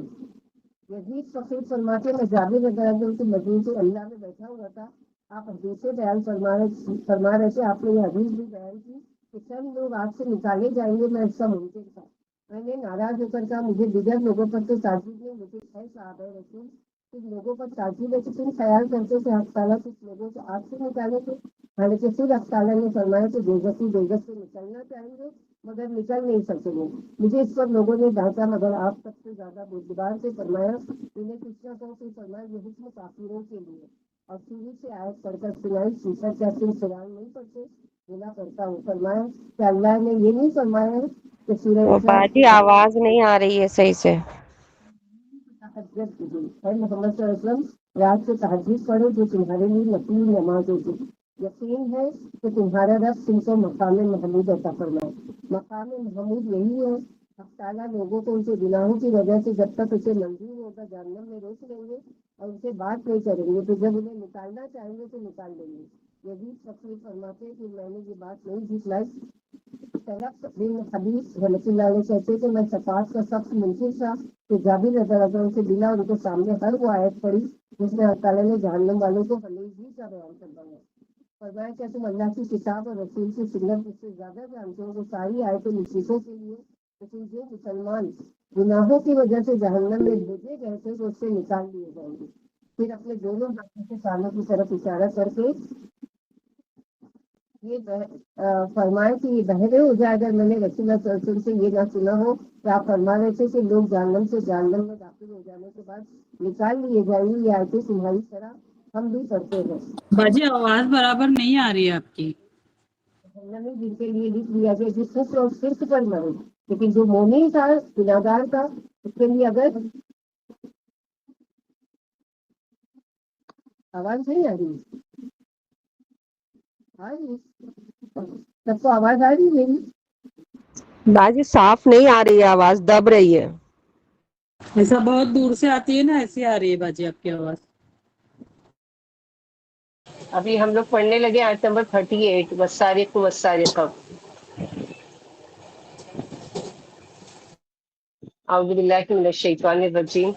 اللہم انی اعوذ بک من همزات الشیاطین واعوذ بک ربی ان یحضرون. آیت نمبر 38 سورہ مائدہ. والسارق والسارقۃ فاقطعوا ایدیہما جزاء بما کسبا نکالا من اللہ واللہ عزیز حکیم. اور چور مرد اور چور عورتیں. مرد کا ذکر ہے پہلے کہ بڑی بڑی چوریاں عموماً مرد ہی کرتے ہیں تو ان دونوں کے ہاتھ کاٹ ڈالو لیکن سزا میں دونوں برابر. یہ جرم ایسا جن کی اللہ نے خود سزا تجویز کی ہے. یعنی یہ اللہ تعالیٰ نے قرآن میں اس کو مینشن کیا ہے اس کی سزا کو. تو یہاں پر یہ بتایا کہ چوری کا معنی کیا ہے. کسی کا مال جو محفوظ رکھا ہو اس کو دکان سے مکان میں گھس کر لے جانا چپکے سے. نبی صلی اللہ علیہ وسلم نے چور پر لعنت فرمائی اور تفسیر سے ابھی دیکھتے ہیں کہ اور چوری کیسے ثابت ہوگی وہ بھی دیکھتے ہیں. یہ ساری چیزیں یہ حکم کے چور کا خواہ مرد ہو یا عورت ہاتھ کاٹ ڈالو یعنی ان کا سیدھا ہاتھ کاٹ دو. یہ دستور جاہلیت میں بھی تھا. اسلام نے اسے برقرار رکھا اور کچھ شرطوں کا اضافہ فرما دیا جیسے کہ انشاءاللہ ہم بیان کریں گے آگے. قسامہ دیت اور فرائض وغیرہ جاہلیت کے مسائل ہیں دین اسلام نے برقرار رکھا اور ان میں کچھ اضافے فرمائے. کہا جاتا ہے کہ جاہلیت میں سب سے پہلے چور کا ہاتھ کاٹنے والے ہیں ایک شخص دویت نے جو ملیح بن عمرو خزائی کا مولا تھا. کعبے کا خزانہ چرا لیا تھا اس کا ہاتھ کاٹا گیا. یعنی جاہلیت کے زمانے میں بھی یہ سزا موجود تھی. نبی صلی اللہ علیہ وسلم نے فرمایا حق تعالیٰ چور پر لعنت فرمائے جو خود چراتا ہے جس کی وجہ سے اس کا ہاتھ کاٹا جاتا ہے اور رسی چراتا ہے جس کی وجہ سے اس کا ہاتھ کاٹا جاتا ہے. رسول اللہ صلی اللہ علیہ وسلم نے ایک ڈھال میں ہاتھ کاٹا جس کی قیمت 3 درہم تھی. نبی صلی اللہ علیہ وسلم نے فرمایا چور کا ہاتھ چوتھائی دینار اور اس سے زیادہ میں کاٹا جائے. چوتھائی دینار یا زیادہ ہی میں ہاتھ کاٹا جائے. عائشہ صدیقہ فرماتی کہ چوتھائی دینار میں ہاتھ کاٹو اس سے کم میں نہیں. چور کا ہاتھ ڈھال کی قیمت سے کم میں نہیں کاٹا جائے. عائشہ صدیقہ سے پوچھا گیا کہ ڈھال کی قیمت کیا ہے. بولی چوتھائی دینار. یہ ارباب دانش کے نزدیک سر حکمت ہے. اس لیے فرمایا کہ ہاتھ کا کاٹا جانا اس کے شرمناک فعل کی سزا ہے کہ اسی ہاتھ سے لوگوں کا مال چرایا تھا لہٰذا اسی آلے کو کاٹنا مناسب ہے جس سے چوری میں مدد لی تھی. یہ انہیں اللہ کی طرف سے سزا ہے اور حق تعالیٰ اپنے انتقام میں غالب اور اپنے احکام و شروع تقدیر میں حکمت والے ہیں. تو اللہ سبحانہ و تعالیٰ نے یہ کیوں کی کہ کیسے چوری ثابت ہوگی کہ نمبر 1 یا تو چور خود قبول کر لے کہ ہاں میں نے یعنی پکڑا گیا اب اس کو پوچھا جا رہا ہے تو قبول کر لیتا ہاں میں نے چوری کیا تو یہ ثابت ہو گئی. نمبر 2 یا تو گواہ گواہی دے کہ اس نے اس کو چوری کرتے ہوئے دیکھا. اگر ان کی گواہی پر چور اعتراف کر لیتا ہے کہ ہاں میں نے کیا ہے تو سزا دی جائے گی. اگر چور اعتراف سے پھر جائے تو حد نہیں لگے گی. پھر اس کی شرائط ہے کہ نمبر 1 چور عاقل و بالغ ہو، چوری کرنے والا مالک کا بیٹا یا باپ یا بیوی یا خاوند نہ ہو، اس لیے کہ ان میں سے ہر ایک دوسرے پر حق ہے اس کا، کیونکہ حدیث میں تم اور تمہارا مال دونوں تمہارے ماں باپ کے ہیں. یعنی کسی کا بیٹا مثلا چوری کر رہا ہے، بیوی کر رہی ہے، خاوند کر رہا ہے، یہ وہ کر رہا ہے، تو اس میں حد جاری نہیں ہوگی. کوئی اور کسی کا اگر مال چوری کر رہا ہے، تیسرا چیز کیا ہے کہ چور کا مال گروی اگر ہو اور وہ اپنا مال لے آیا تو اس پر حد نہیں ہوگی. یعنی اس کا مال گروی رکھا ہے، اب اس نے اپنے اس مال کو لے کے چرا لیا تو اس پر حد نہیں ہے، کیونکہ اس نے کسی دوسرے کا مال نہیں لیا، اپنا مال لیا. چوری کیا ہوا مال حرام نہ ہو جو قیمت میں 1/4 دینار سونے کے برابر ہو. مال مسروق محفوظ جگہ سے اٹھایا گیا ہو، گرا پڑا اٹھانے پر حد نہیں ہے. یعنی راستے میں چلتے پھرتے اگر کسی نے وہ اٹھا لیا تو وہ چوری نہیں ہوئی، لیکن کہیں لاکر میں رکھا ہے یا کہیں محفوظ جگہ پر رکھا ہے، وہاں اس کو توڑ کر، گھر توڑ کر، تالا توڑ کر اگر چوری کرتا ہے تو سمجھو وہ چوری ہے. چور چوری شدہ مال کا ضامن ہے، اگر اس کے پاس ہے تو وہ لوٹائے، اگر اس کے پاس ملے، اس کے پاس سے کوئی اور لے گیا تو وہ بھی قرضدار ہے اور لوٹا کر بھی ہاتھ کاٹے گا. قید کے زمانے میں کوئی کھانا پینا لے کر کھا لے یا سامان لے جائے تو حد نہیں ہوگی. یعنی قید ہے، سخت بھوک کی حالت ہے، اب اس میں کوئی چوری کرتا ہے تو پھر حد جاری نہیں ہوگی. اور ہاتھ کاٹنے کا اسلامی طریقہ کیا ہے کہ ہتھیلی کو جوڑ سے کاٹا جائے.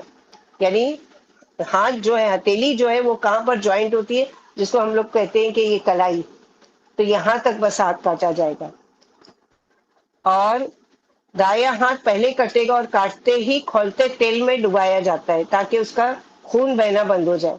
آج کل ہو سکتا ہے کہ اسپرے وغیرہ اور کٹے ہاتھ کو چور کی گردن میں لٹکایا جائے گا تاکہ لوگ عبرت حاصل، کیونکہ یہاں پر اللہ تعالیٰ کا حکم کیا ہے کہ نکال لما، یہاں پر یہ جو بتایا گیا کہ وَقْتَوْا أَيْدِيَهُمْ جَزَاءً بِمَا كَسَبَا نَكَالًا مِّنَ اللَّهِ. یہ عبرتناک سزا ہے کس کی طرف سے؟ اللہ کی طرف سے. یعنی کوئی یہ نہیں کہ کوئی کسی کی دشمنی میں ایسا کر رہا ہے، بلکہ اللہ کا حکم ہے تاکہ لوگ عبرت حاصل کریں. اگر جس کا مال چوری ہوا اگر وہ معاف کر دے تو حد نہیں لگے گی، مگر حاکم کے پاس پہنچ کر نبی صلی اللہ علیہ وسلم نے فرمایا پھر معافی نہیں. یعنی اگر قاضی کے پاس یہ معاملہ چلا گیا تو اب وہ توبہ کرے یا معافی مانگے تو معافی نہیں ہے. اس سے پہلے اگر جس کا مال چوری کیا ہے اور اس سے معافی مانگ لے رہا ہے تو سمجھو اس کو معافی ملے گی. دنیا میں اگر حد سے بچ بھی گیا، یعنی یہاں پر چوری کر کے چھپ گیا یا نہیں ثابت ہو سکا اس کا جرم، تو قیامت کے دن، مگر قیامت کے دن اپنے اعمال میں سے اس کو دینا ہوگا جس کا بھی حق مارا ہوگا یا جو بھی چوری کی ہوگی. تو یہاں پر یہ حدود ہے اللہ سبحانہ و تعالیٰ کی. الم تعلم ان اللہ لہ ملک السماوات والارض یعذب من یشاء ویغفر لمن یشاء واللہ علی کل شیء قدیر. یعنی دوسروں کو معاف کرنے کی اور عذاب دینے کی بھی طاقت کس کے پاس ہے؟ اللہ کے پاس. کیونکہ عموماً چور چوری کرتے وقت یہ سوچتا ہے کہ میں نے سب سے چھپ کر چوری کی ہے، نہیں پکڑا جاؤں گا، کوئی نہیں دیکھ رہا ہے. لیکن اللہ سبحانہ و تعالیٰ تو دیکھ رہے ہیں نا. جیسے کہ ایک واقعہ آتا ہے کہ 2 باپ بیٹے کہیں باغ سے جا رہے تھے، تو باپ نے کیا کہا کہ کسی کے باغ میں چلے گئے اور پھل توڑنے لگے اور کہا کہ بیٹے کو چڑھو اوپر اور توڑ کر لاؤ. تو کہنے لگا کہ نہیں وہ دیکھ رہا ہے، وہ دیکھ رہا ہے، وہ دیکھ رہا ہے. تو اس نے کہا کہاں دیکھ رہا ہے؟ کوئی بھی نہیں ہے، نہ مالک ہے، نہ کوئی اس کا باغ کا وہ ہے دیکھ بھال کرنے والا، یا اس کا خود کا مالک بھی نہیں ہے، کون دیکھ رہا ہے؟ تو اس نے کہا کہ اللہ دیکھ رہا ہے. تو یہ اللہ کا تقوی آ جانا، یہ کیا ہے؟ یہ چیز ہے. یہاں پر یہی بتایا گیا، اللہ سبحانہ و تعالیٰ یہاں اس چیز کے بارے میں بتا رہے ہیں. اور اللہ کے نبی صلی اللہ علیہ وسلم کے زمانے میں بھی اس طرح کی چوری کا واقعہ پیش آیا تھا. یعنی جس نے چوری کے بعد توبہ کر لی اور اللہ کے سامنے رویا، گر گرائے اور ندامت کے آنسو گرائے، حق تعالیٰ اس سے چوری کا گناہ معاف فرما دیں گے. البتہ لوگوں کا مال لوٹا دینا یا اس کا بدلہ دینا ضروری ہے. یعنی خالی توبہ کر لے گا تو چلے گا نہیں، بلکہ کیا ہے کہ جس کا مال لیا ہے اس کو جا کر اس کو وہ لوٹا دے اور اس سے معافی مانگے کہ بھائی میں ضرورت مند تھا یا مجھے شیطان غالب آ گیا تھا، اس وجہ سے مجھ سے یہ فیل ہو گیا، اب مجھ کو معاف کر دو اور یہ لے لو اپنا مال، تب جا کے توبہ قبول ہوگی۔ خالی اکیلے میں بیٹھ کے توبہ توبہ کرے اللہ تعالیٰ سے، تو ایسے حقوق العباد کے حق مارنے میں توبہ ہرگز نہیں قبول ہوتی۔ ابن عمرو فرماتے ایک عورت نے کسی عورت کا زیور چرا لیا، جن کا زیور چوری ہوا تھا انہوں نے کہا یا رسول اللہ صلی اللہ علیہ وسلم اس عورت نے ہمارا زیور چرا لیا ہے۔ آپ نے فرمایا اس کا سیدھا ہاتھ کاٹ ڈالو۔ عورت نے کہا کیا توبہ بھی قبول کر لی جائے گی؟ فرمایا تو آج گناہوں سے بالکل پاک ہو گئی، گویا آج ہی پیدا ہوئی۔ پھر حق تعالیٰ نے آیت فمن تاب من بعد ظلمہ ہی اتاری۔ ایک عورت نے عہد نبوت میں چوری کی، اسے وہ لوگ جن کی چوری کی تھی پکڑ کر لائے، رسول اللہ صلی اللہ علیہ وسلم سے کہنے لگے اس عورت نے ہماری چوری کی ہے۔ چور عورت کی قوم نے کہا ہم فدیہ دے دیں گے، آپ نے فرمایا اس کا ہاتھ کاٹ دو۔ قوم نے کہا ہم فدیہ میں 500 دینار دے دیں گے، آپ نے فرمایا اس کا ہاتھ کاٹ دو۔ چنانچہ اس کا ہاتھ کاٹا گیا۔ عورت نے کہا یا رسول اللہ صلی اللہ علیہ وسلم کیا میری توبہ بھی قبول ہو جائے گی؟ فرمایا ہاں، آج تو گناہوں سے بالکل پاک و صاف ہو گئی جیسے آج ہی پیدا ہوئی ہے۔ پھر سورہ مائدہ میں اللہ تعالیٰ نے یہ آیت اتاری، یہ عورت مخزومیہ قبیلے کی تھی جس نے چوری کی تھی۔ اس کا قصہ بخاری اور مسلم میں عائشہ صدیقہ سے آیا ہے کہ فتح مکہ کے روز قریشیوں کو مخزومیہ عورت کا معاملہ اہم معلوم ہوا، اس نے چوری کر لی تھی۔ لوگوں نے کہا اس کے بارے میں آپ سے کون گفتگو کرے؟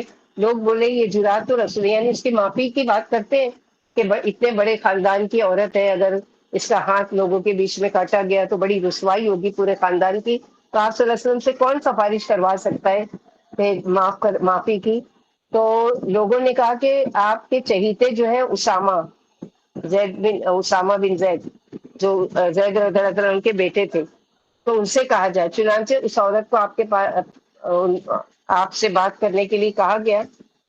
چنانچہ اس عورت کو آپ کے پاس لایا گیا، اسامہ نے سفارش کی، آپ کا چہرہ متغیر ہو گیا۔ آپ نے فرمایا تم اللہ کی مقرر کردہ حد میں سفارش کرتے ہو؟ اسامہ بولے یا رسول اللہ صلی اللہ علیہ وسلم میرے لیے استغفار فرمائی، یعنی مجھ سے غلطی ہو گئی کہ غلط چیز کے لیے میں نے سفارش کی۔ شام کو رسول اللہ صلی اللہ علیہ وسلم نے کھڑے ہو کر حمد و ثنا کے بعد فرمایا کہ تم سے پہلی قوموں کو انہی باتوں نے تباہ کیا کہ جب ان میں شریک چوری کرتا تو اسے چھوڑ دیتے، اور جب معمولی شخص چوری کرتا تو اس پر حد جاری کرتے۔ اس کی قسم جس کے ہاتھ میں میری جان ہے، اگر میری بیٹی فاطمہ بھی چوری کرتی تو میں اس کا ہاتھ کاٹے بغیر نہیں رہتا۔ چنانچہ آپ صلی اللہ علیہ وسلم کے حکم سے عورت کا ہاتھ کاٹا گیا۔ عائشہ صدیقہ کا بیان ہے کہ پھر اس نے توبہ کر لی اور اچھی توبہ کی اور نکاح بھی کر لیا۔ ہمارے پاس آیا کرتی تھی، میں اس کی ضروریات آپ سے کہہ دیا کرتی تھی۔ مسلم میں ایک لفظ یہ بھی ہے کہ ایک مخدومی عورت مانگ کر چیزیں لے جاتی تھی، پھر ان کا انکار کر دیتی تھی، آپ کے حکم سے اس کا ہاتھ کاٹا گیا۔ ابن عمر سے روایت ہے کہ ایک مخدومی عورت ہمسایہ عورتوں کے نام سے چیزیں مانگ کر لے جایا کرتی تھی، پھر انکار کر دیتی تھی کہ میں نے نہیں لیا، آپ کے حکم سے اس کا ہاتھ کاٹا گیا۔ ایک روایت میں کہ ایک عورت لوگوں کے زیورات مانگ کر لے جاتی تھی، پھر اپنے پاس روک لیتی تھی، آپ نے فرمایا اس عورت کو اللہ اور اس کے رسول کے آگے توبہ کر لینی چاہیے اور لوگوں کی چیزیں واپس کر دینی چاہیے۔ پھر آپ کے حکم سے بلال رضی اللہ عنہ اس کا ہاتھ کاٹا۔ چوری کے بارے میں بہت سی حدیثیں ہیں، یعنی اللہ ہی تمام کائنات کے مالک ہیں، وہی سب کے حاکم ہیں، اس کے حکم کو کوئی ٹال نہیں سکتا، وہ جو چاہے اسے ہر قسم کا اختیار ہے، یعنی اللہ تعالیٰ کے اختیار میں کوئی اپنی مرضی سے کچھ بھی نہیں کر سکتا۔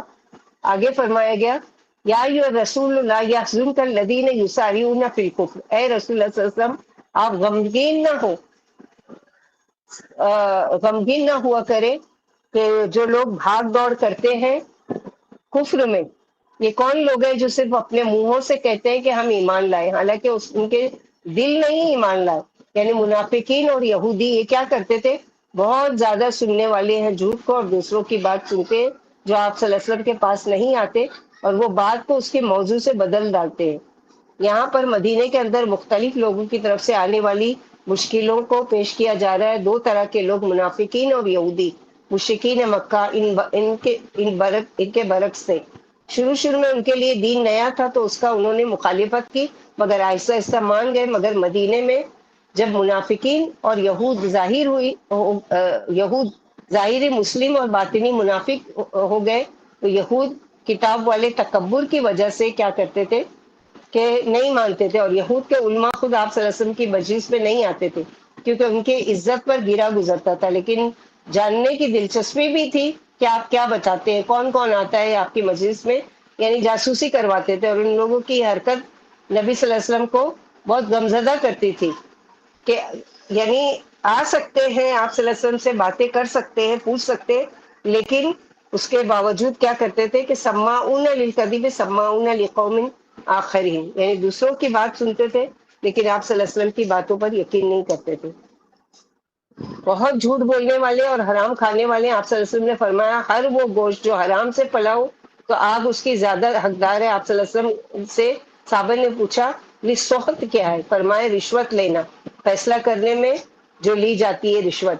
دوسری حدیث ہے سود، چوری، رشوت اور زانیہ کی کمائی، یہ سب سوہت ہے. یہودیوں اور منافقین کی بڑی صفت جھوٹ بہت بولتے تھے اور حرام کھانے والے تھے.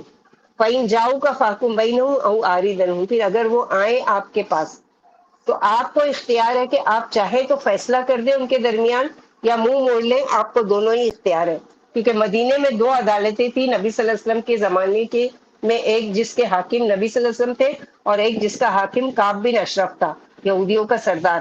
اور ان لوگوں کا حال کیا تھا کہ منافقین اور یہودیوں کا تو اپنی خواہشات کے مطابق فیصلے لے جاتے عدالتوں میں. تو آپ صلی اللہ علیہ وسلم کو اس لیے اختیار دیا گیا کہ اگر منہ موڑنے تو یہ آپ کو کچھ بھی نقصان نہیں پہنچا سکتے، اور اگر آپ کو فیصلہ کرنا ہو ان کا تو فیصلہ کیجئے انصاف کے ساتھ. یہ نہ کریں کہ اگر ان کی طرفداری کریں گے تو اسلام کی طرف آ جائیں گے. نہیں، بے شک اللہ پسند کرتے ہیں، محبت رکھتے ہیں انصاف کرنے والوں کو. رشوت، رشوت کے ان کے علماء پیسے لے کر فیصلہ بدل دیا کرتے تھے. جیسے شادی شدہ کی زنا کو سزا کو رجم بدل کر آسان سزا منہ کالا کرنا، رسوا کرنا، یہ عام رشوت کی شکل میں. اور رشوت کی ایک اور قسم کے وہ دین کو بدل کر ایسا دین پیش کرتے تھے جس سے لوگ خوش ہوں، تاکہ لوگوں کے نذرانے وصول کرتے رہے اور عزت پاتے رہے. حق کو چھپا جاتے اور غلط باتیں بیان کرتے. ہمارے ہاں بھی اسی طرح دین کو توڑ مروڑ کر پیش کیا جاتا ہے. کیسے کہ چاہے کہ تم چوری کرتے ہو، حرام کھاتے ہو، بڑے سے بڑا گناہ گار ہو، فلاں وظیفہ پڑھ لو، فلاں جگہ نذر النیاز چڑھا دو، سیدھا جنت میں پہنچ جاؤ گے. اور یہ بھی بہت سے خود ساختہ جنت میں جانے کے سستے نسخے ہیں. لیکن اگر کوئی ان کی اصلاح کرنا چاہے تو بس سب اس کو چھوڑو ہی مت. یہ اپنے عقیدے کو چھوڑو مت اور دوسروں کے عقیدے کو چھیڑو مت. یعنی اپنے عقیدے کو مت چھوڑو اور دوسرے کے عقیدے کو مت چھیڑو. یعنی جو جیسا کر رہا ہے کرنے دو، کسی کو کسی پر کوئی وہ نہیں ہے. تو یہاں پر اللہ سبحانہ و تعالیٰ یہی فرما رہے ہیں کہ یہ حد سے زیادہ جھوٹ بولنے والے اور حد سے زیادہ وہ کرنے والے. وَكَيْفَ يَحْكِمُونَكَ وَعِندَهُمُ التَّوْرَاةُ فِيهَا حُكْمُ اللَّهِ ثُمَّ يَتَوَلَّوْنَ مِن بَعْدِ ذَلِكَ وَمَا أُولَٰئِكَ بِالْمُؤْمِنِينَ. اور یہ آپ کو کیسے حاکم بنائیں گے جبکہ ان کے پاس تورات موجود ہے، اس میں اللہ کا حکم موجود ہے، پھر وہ منہ موڑتے ہیں اس سے، اور یہ تو مومن ہی نہیں ہے. تو اس آیت میں ان کی علماؤں کی یعنی بددیانتی کو کھول کھول کر بیان کر دیا کہ یہ علماء خود اللہ کی کتاب کو مانتے تھے مگر آپ صلی اللہ علیہ وسلم کے فیصلے کو نہیں مانتے تھے، آپ کی مخالفت کرتے تھے، اسی لیے یہ مومن ہی نہیں ہے. تو مومن ہونے کے لیے کیا ضروری ہے کہ نبی صلی اللہ علیہ وسلم کے ہر بتائے ہوئے فیصلے کو دل و جان سے قبول کرنا ہے. جیسے کہ آپ صلی اللہ علیہ وسلم کے پاس ایک شخص آیا اور کہا کہ میں آپ سے بہت محبت کرتا ہوں. فرمایا خوب سوچ لو کہ جو مجھ سے محبت کرتا ہے اس کے پاس فقر و فاقہ تیزی سے آئے گا، یعنی اس پر آزمائش بھی کثرت سے آئے گی. تو خالی محبت کا زبانی دعویٰ نہیں کہ امتحان لیا جائے تو پلٹ جاؤ، اور زبانی محبت کے ہم اللہ کے رسول کے بڑے چاہنے والے ہیں اور ہم چوزن پیپل ہیں اور اللہ سبحانہ و تعالیٰ ہماری سنیں گے. تو یہاں پر یہی بتایا گیا کہ یہ آیتیں ان لوگوں کے بارے میں اتری جو کفر میں جلدی کرتے اور اللہ کے اور اس کے رسول کی اطاعت سے باہر ہے. تو ان کے لیے اللہ سبحانہ و تعالیٰ نے فرمایا کہ اس آیت میں تورات کی تعریف ہے جو اللہ نے اپنے بندے اور رسول پر اتاری تھی اور جس میں ہدایت اور روشنی ہے. باطل کو بڑے مزے سے سنتے ہیں اور حرام رشوت کھلم کھلا کھاتے ہیں. بھلا جن کی ایسی بری عادتیں ہو اللہ ان کے دل کس طرح پاک فرمائے اور کس طرح ان کی دعائیں قبول کرے. پھر نبی صلی اللہ علیہ وسلم سے خطاب کر کے فرمایا اگر یہ لوگ اپنے جھگڑے آپ کے پاس لے کر آئے تو آپ کو اختیار ہے، خواہ ان میں فیصلہ فرمائیں یا ٹال دیں. پھر اگر آپ ان سے منہ پھیر لیں تو یہ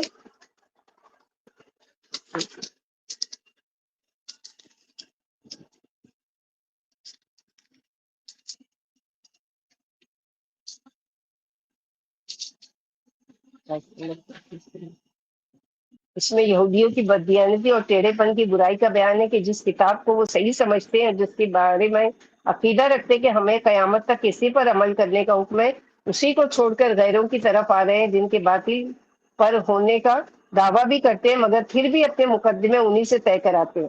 اور اس میں بھی نیتوں میں فرق ہے کہ مرضی کے مطابق فیصلہ ہوا تو مان لیں گے ورنہ چھوڑ دیں گے۔ فرمایا یہ کیسے آپ کا فیصلہ مانیں گے؟ انہوں نے تو تورات کا فیصلہ بھی نہیں مانا جس میں زانی کو سنسار کرنے کا حکم ہے اور جس کے موجود ہونے کا یہ اقرار بھی کرتے ہیں، لیکن اس کے باوجود بھی یہ کیا کرتے ہیں کہ نہ اپنی کتاب کو فالو کرتے ہیں اور نہ اللہ کے نبی صلی اللہ علیہ وسلم کے فیصلے کو مانتے ہیں۔ تو اللہ سبحانہ و تعالیٰ سے دعا ہے کہ اللہ تعالیٰ ہم لوگوں کو کہنے سننے سے زیادہ عمل کی توفیق عطا فرمائے۔ اللہ تعالیٰ ہم کو منافقین کی جو بھی برائیاں ہیں ان کی طرح کی شر سے ہم کو محفوظ رکھے۔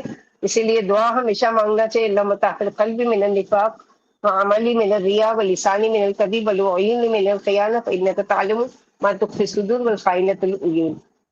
ربنا تقبل منا انك انت السميع العليم وتب علينا انك انت التواب الرحيم۔ سبحان ربك رب العزة عما يصفون وسلام على المرسلين والحمد لله رب العالمين۔ سبحانك اللهم وبحمدك اشهد ان لا اله الا انت استغفرك واتوب اليك۔ السلام علیکم ورحمۃ اللہ وبرکاتہ۔